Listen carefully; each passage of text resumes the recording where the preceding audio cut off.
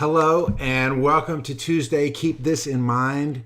I'm super excited about the show today. Just kind of give you a little bit of background.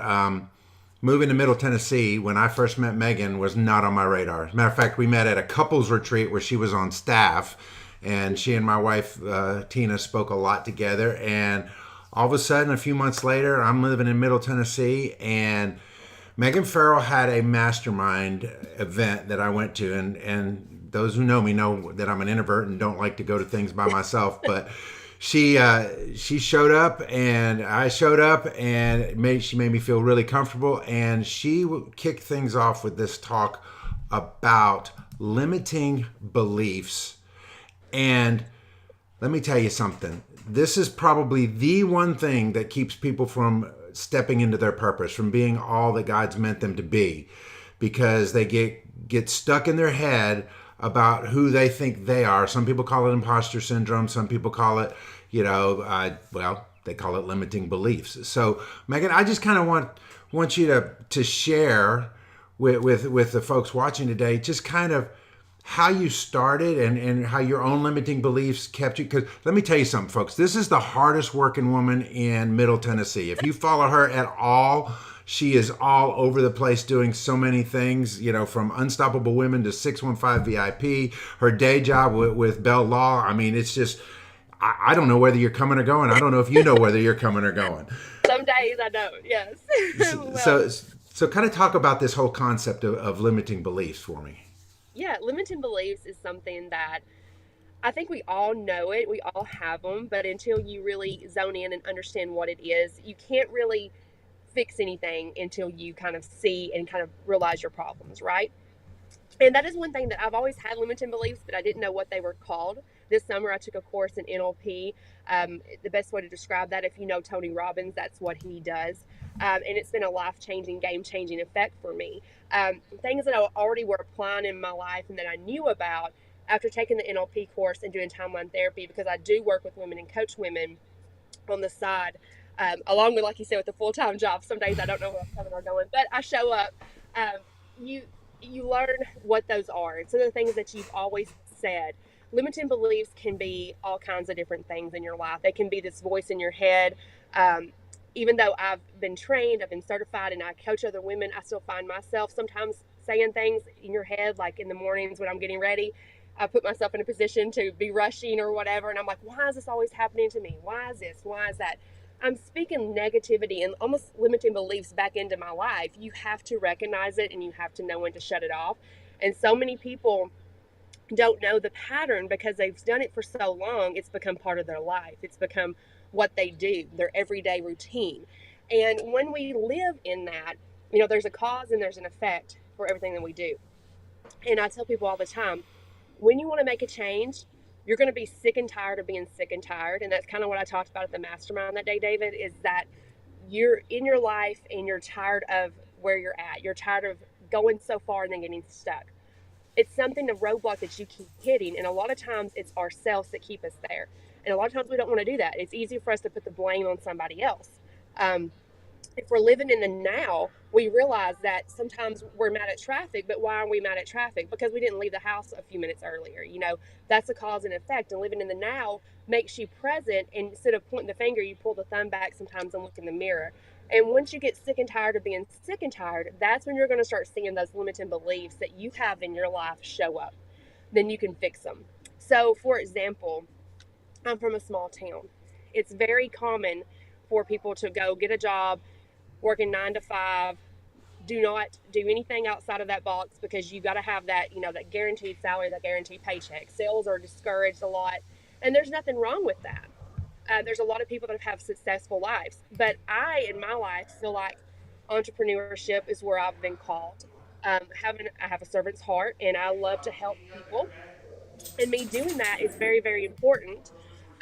So by me removing those limiting beliefs and saying, okay, I'm going to do something totally different than going here and working here my entire life and retiring here. I'm going to take these big dreams that I have in my head, that a lot of people have in their head. They just don't ever express them and walk into them.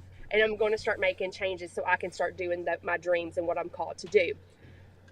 It's very, very hard to have a conversation with people that doesn't see that, because they've always been told this is what you're going to do and this is how we're going to do it. When you start thinking outside of the box, you're gonna have a lot of people that are going to disagree with you, that are going to try to pull you a different way, and that's okay.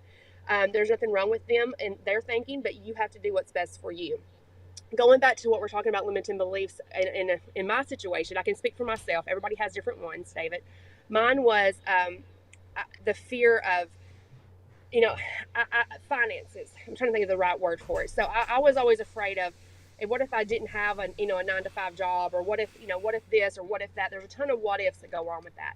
And I had this vision that I wanted to create unstoppable.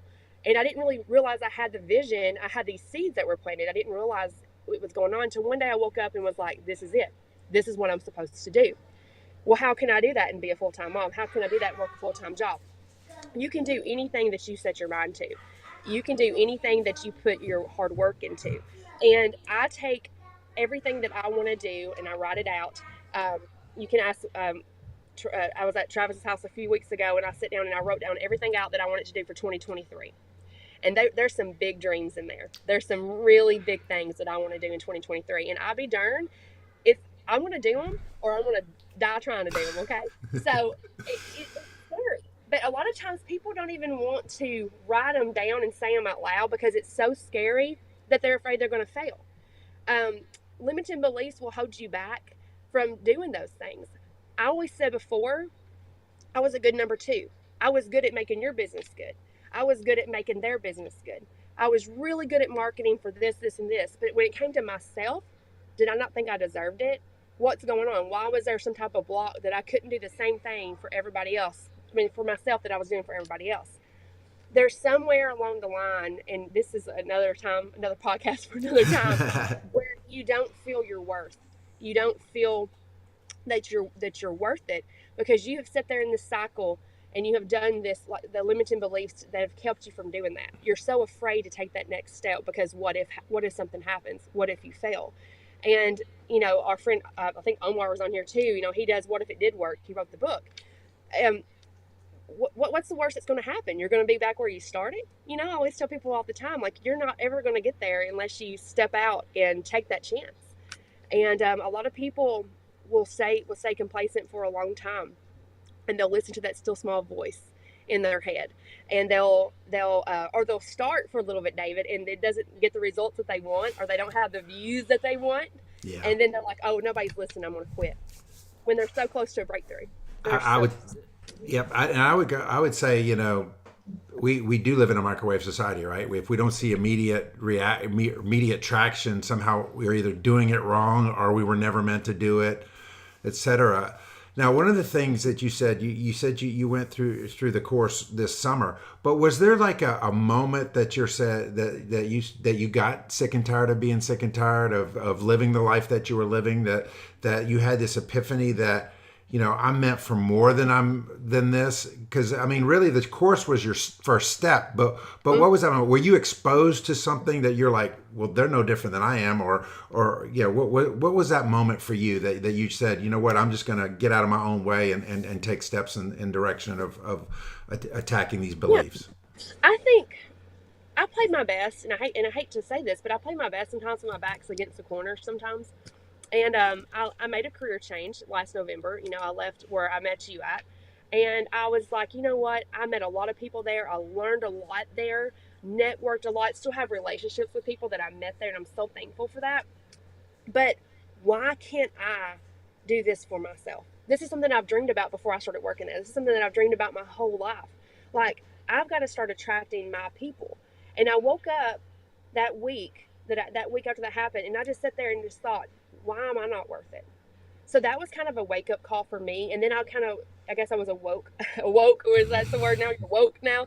At that point, and I started waking up and realizing that I am worth it. And then I think what really, about 6 months down the road, that moment that you're talking about right here, is when I started realizing I have to be authentically myself. I am from a small town, and I say that, and I'm not knocking small town. I am a small town girl, and I always will be at heart. I don't care if I move to New York. I will be a small town girl at heart forever. I love it. But you're always worried about what Betty Sue is going to be saying to your mom on the second row at church the next day. or what if I let a cuss word slip, or what if I'm sitting there drinking a glass of wine, and I might have 3 or 4 glasses of wine a month, but what if that picture somebody sees it and thinks that I'm drinking wine every day? You think like that. Let's just be real. You think like that. You're worried what people are going to think, and if you do that, you're not attracting your people, because you're like, well, if I say this or I post this or I do this content, what if I lose these people or I offend these people? Well, guess what? They're not your people. They're not who you're supposed to be on your platform with. You're going to take who you need is who you want on your team, right? I learned that from Brad Lee, when I'm working with Coach, and that was the best advice he probably ever gave me, whether he realized he was giving it to me or not, was you got to be authentically who you are, and you're going to attract your people. So that was kind of my wake up call, and I started just being myself. I would be myself on TikTok, I would be myself on Facebook. What you see is what you get with me, and take it or leave it. And some people may have got offended and left, but a lot of people, I have got a lot of love and a lot more people in my circle that are true, genuine part of my tribe. So that was probably my moment of wake up. And I have been hitting the ground running since, nose to the ground. And then just really having that traction to be like, I don't care. There's some days, David, I'm sure you have all these things that you're doing that you got planned, or the people that are watching have planned. And then they get very frustrated. Some days they wake up and they're like, I'm not feeling it today. Or I've put so much time in this, I'm just not feeling it today. That's normal. That's human. That's human nature. But you still get up and you keep going. You keep moving. And that is when you're starting to see those limiting beliefs that we talked about earlier start to shift, start to go. I'm not saying they're not always going to be there. You're just going to recognize them, and you can move away from them. Get out of that pattern cycle. And as you went through your journey like this, Yeah. obviously you became inspired to pay it forward, to Yes. take what you've learned and impact other lives. And I think that's the basis of Unstoppable Women and the Right. entire movement that you've created. Well, tell me about who are you trying to impact? Who's the person when you're think Unstoppable Women? Who's the person that you're trying to transform? Well, I mean, it's anybody that pretty much God puts in my path. But when it started, the vision of Unstoppable Women was to help single moms that were working but couldn't get government assistance because they were working, but they still need help. To me, that's some of the poorest women in the U.S. is the working mom that's too prideful to ask for help, because that's how I was. I had $12 in my bank account, 2 years ago, and wondering how I was going to make it to church back and forth. But I would not ask anybody, and everybody thought that I was dressed to the nines, that I was living my best life. I wanted to remove that stigma, to help those women, to create a safe place for them. That's what we're doing. By doing that, David, I've also opened this door of these women that were just strong women, from the CEO down to the stay at home mom, and just all kinds of women that are like, hey, I just want a seat at a table where there's good women that are going to support each other. Are not going to talk bad about you when you go to the bathroom. No mean girls allowed. So that just kind of blew up with Unstoppable. It started off helping the single mom, which is what our heart is for, and we will continue to do. And then there's been women and men that have came in to say, hey, we just want part of this energy exchange. We just want part of this community. And it's just starting to grow and take off from there. So that is truly who we're trying to help. Anybody can have a seat at our table. We believe having a servant's heart. I tell people all the time, when you're in a bad situation or you feel depressed, a lot of times this time of year people feel depressed sometimes, find somebody to serve. Jana Truman says that a lot. Find somebody to serve. Find somebody to give your time to provide value to, and I promise you, your direction is going to change. Your outlook is going to change, because there's so many people that have it so much worse than we do. We just get kind of stuck in this rut of this tunnel vision, right? And so Unstoppable was created for that, and it has just led to so many things. We've helped women with interviews. We've given them back to work outfits. We've given them kids back to school clothes for some single moms that nobody really even knew about. We've done a lot of things. Sidebar, we one lady that I know, she's a hardworking woman. She, bless her heart, walks to work, and we were able to come in and just surprise her with the proceeds from the Unstoppable Mastermind that you went to. We took the proceeds and just dropped off a bag that had cash in it and some goodies, and just said, hey, we love you. We're thinking about you. We see you working hard. This is not a charity handout. This is just something that we're doing to say thank you for everything that you're doing, and being a hard worker. So that is what it's about, and the mission's about. Awesome. So you said that you sat down and wrote down some big plans for 2023. Are you ready to put those out into the universe by speaking them at this point? Yeah, well, I mean, there's a couple things, and that's what I tell people all the time. Like, I love to speak it because then you're held to it, right? Because then Right. you're then just more accountability. 2022, my big thing was I was going to have a mastermind. I was going to do a clothing drive, and I did both of those. I wanted to do a concert benefit for these women, but time got away from us. We didn't finish that. But if everything that I wanted to do, um, we did in 2022. 2023, we're going to have our first retreat. I wanted to do a retreat pre-COVID. We had to shut it down, and we started doing the masterminds instead because of the COVID that hit. But we are going to do one in 2023 fall, so stay tuned for that. So that's going to be our first little kickoff there, and we're doing one for women, and they're doing one for anybody that wants to come. So I'm going to ask you a question, and it's going to sound a little pointed, but I think it'll work.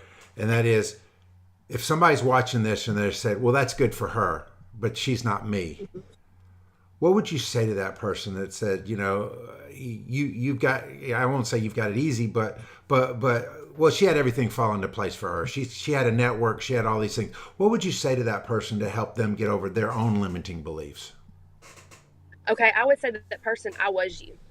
I would be watching YouTube videos, and I would be like, okay, you're saying this, you're saying manifest this, say that, and this is what's going to happen. I was the person that was skeptical and was doubtful because in back of mind, I didn't think I could deserve it. You got to figure out why you think that way, and you got to quit putting the blame on your friends, your work, your boyfriend, your girlfriend, whatever. You got to, or husband, wife, whatever. You got to look in the mirror and you have to say, why do I keep going down this path? Because until you do, nothing's going to change. You're going to keep being, oh, the woe is me, the world's out to get me, and I'm not trying to be ugly here. It's tough love. Sometimes you just have to hear it. And when you stop doing that and you start finding ways, it was not easy for me, but people can look at me and say, oh, well, she's dressed, she's got the Gucci and she's got this and that. Half of it was bought at Goodwill. And I'm not afraid to tell people that. I'm not afraid to tell people that. I'm proud of that. But what I'm saying is, people think that it's all glamorous, but they don't see the grind and the struggle. Everybody that's successful has that grind and struggle. Some people choose to share it, some people don't. I'm an open book. I don't care to share mine. Um, there's months still. You can look at me and think that I'm living my best life and I'm very, very successful. And deep down, it's been a struggle that month. But one thing that sets me apart, and if you're watching this and you're like, how does she do it? I keep showing up. That's it. I keep showing up. Because there's sometimes that I don't want to. It would be easier for me to say, screw it. I'm going to stay at home. I'm not going to go to these events. I'm not going to go out and network. I'm not going to put that dress on. You need more people in your life, point blank. If you want to be successful, you've got to put yourself in front of people. If you don't, you're going to be stuck in the same place forever. And you're always going to be, what if? Woe is me. Why isn't this working? And it just comes down to you being sick and tired of being sick and tired. That's awesome. You're absolutely right. And I often tell people that they see a glimpse and then they put a whole Yeah, story around it. Right? We just right. do it in our heads. If you see somebody driving a fancy car, you've already assessed them. Or if you see them driving a crappy car, you've assessed them. I tell people all the Right. time, and I tell my leadership friends, I'm like, guys, you got to get your health in order because the Yeah. assumption is if you're overweight, you're lazy. You may be the hardest Yeah. working man in your industry, but if you're physically not looking the part, people Yeah. people decide it's not fair, but it is what it is. So yeah, we It is what it is. assign story to what little glimpse we see, and there's always a deeper story there than what we see. I think Dave Yeah, Ramsey said it absolutely. took him 15 years to become an overnight success. That's the truth. But it took, if you know Dave Ramsey's story, you see he did not have it easy. He failed a he lot, and he still no, gets judged for it. But it yep, is what it is. He's it successful now. absolutely. Okay, Megan. So tell people in our circles how they can get in touch with you, how to follow you. What are all the things? Okay, so there's Instagram, Megan underscore 615 VIP, or of course Megan Ferrell on Facebook. Unstoppable. It's on YouTube, Unstoppable podcast series, but it's on all the major platforms. We're getting ready to cut another one. It's going to be really good. The rapper Smo, formerly known as Big Smo, his wife Sarah Beth and me are getting ready to cut one on boundaries, healthy boundaries coming up. So be sure to follow that. Unstoppable on Facebook.